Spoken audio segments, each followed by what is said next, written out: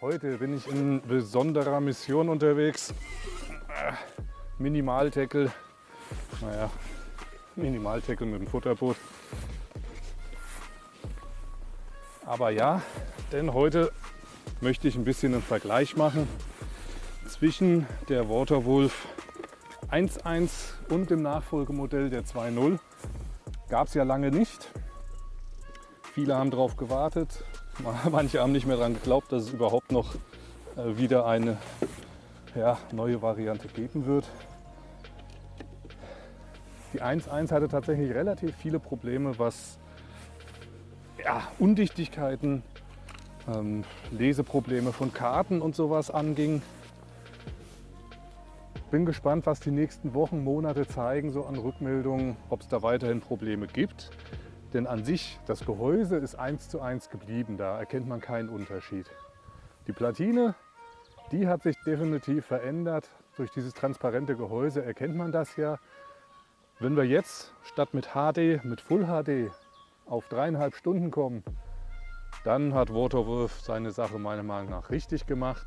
Waterwolf hat eine Kamera, die man anschaltet, benutzt, abschaltet und dann die Karte ausliest. Es geht nicht darum, wie bei anderen Modellen, dass man halt wirklich irgendwo hinwirft und dann rausholt und direkt über Bluetooth überträgt oder dergleichen.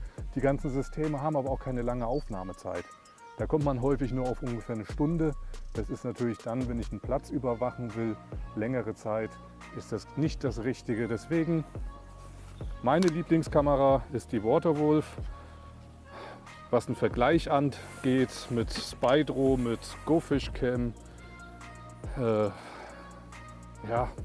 mehr Alternativen gibt es nicht mehr. Die FishSpy existiert auch nicht mehr auf dem Markt. Ja, wenn man seinen Platz kontrollieren will und ein Boot benutzen darf, dann ist natürlich das einzig wahre eine Kamera mit Kabelverbindung, die man runterlässt und direkt das Bild auf einem kleinen Bildschirm hat. Scheiße, meine Waterwolf 1.1 scheint nicht mehr aufzunehmen. Ich habe auch die SD-Karten gewechselt. Vielleicht hat sie jetzt eine SD-Karte abbekommen, die nicht funktioniert. Hört auf zu leuchten.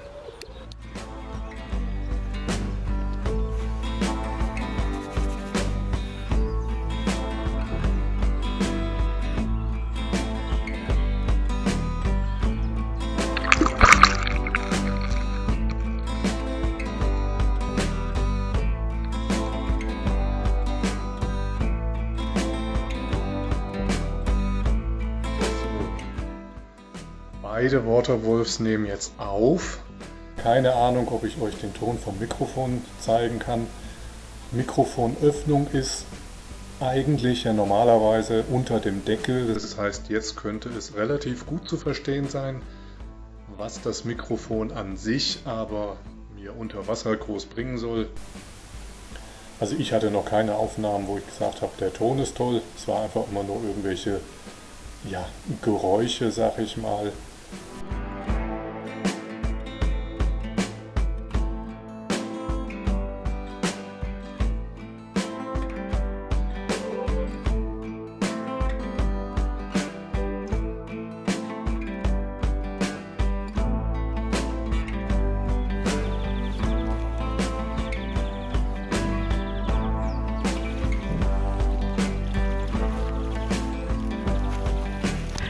Da hat sich der Karpfen kurz festgeschwommen und direkt stand ein Hecht, so ein 80er daneben. Die sind gerade voll in Laichstimmung.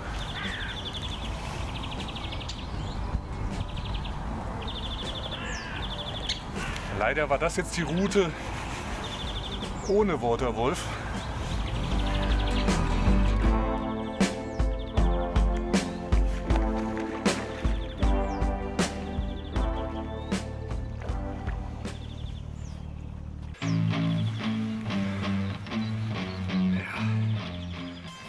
Doch ein schöner Start.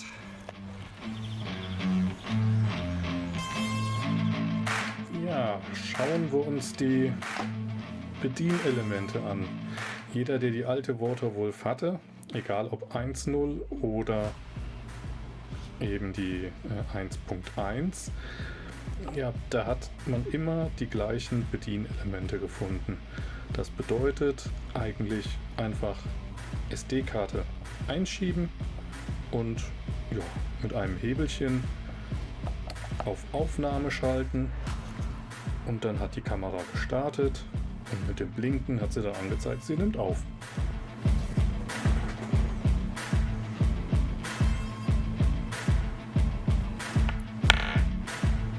Was macht die jetzt? Hä? Sorry, warum ist die jetzt gerade angegangen? Ich habe es nicht berührt. Bei der 2.0 haben wir genauso die Ladebuchse, wir haben genauso den SD-Kartenslot, das ist gleich. Man sieht hier noch irgendwie so eine zusätzliche Diode, man sieht hier noch ein Mikrofon.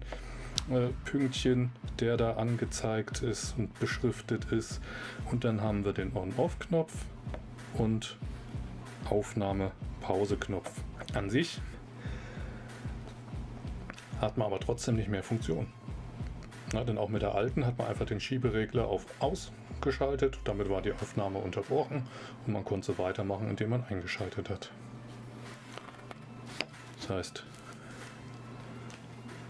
wenn ich hier entsprechend den On-Off-Knopf betätige, haben wir gerade gesehen, blinkt kurz, dann geht es an. Na, jetzt geht es schon wieder aus. Ist ein bisschen verzögert angegangen. Weiß nicht, geht es jetzt an? Ja, jetzt geht es an. Jetzt ist sie bereit. Und jetzt kann ich über den Aufnahmeknopf die Aufnahme starten. Also 2 Schritte, damit die Kamera aufnimmt. Nochmal drücken, pausiere ich. Ganz ehrlich, dieser On-Off-Knopf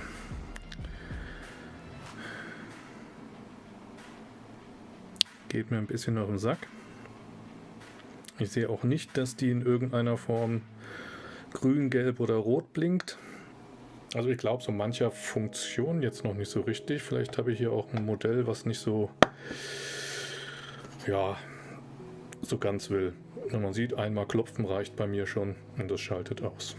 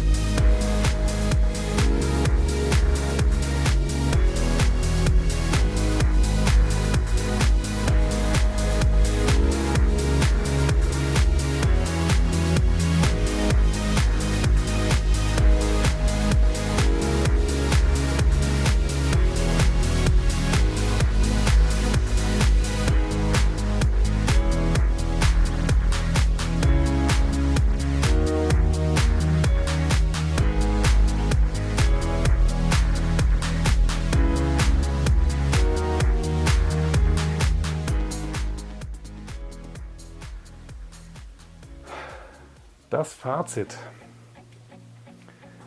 Ja, wenn es darum geht, unter Wasser längere Zeit, für die maximal mögliche Zeit Aufnahmen zu machen, wenn ich irgendwo einen Bodenköder ablege, dann geht weiterhin kein Weg an der Waterwolf vorbei. Egal ob an der 1.1, ob an der 2.0, egal.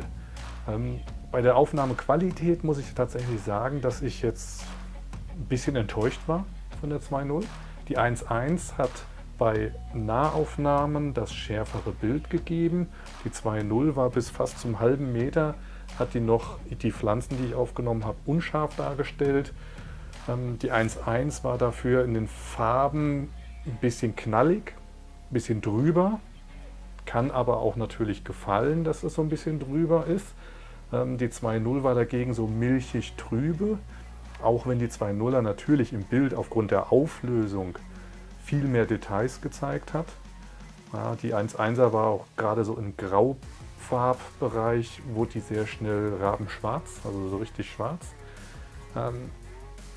Die Qualität an sich ist schon bei der 2.0 besser, aber hat auch echt starke Schwächen.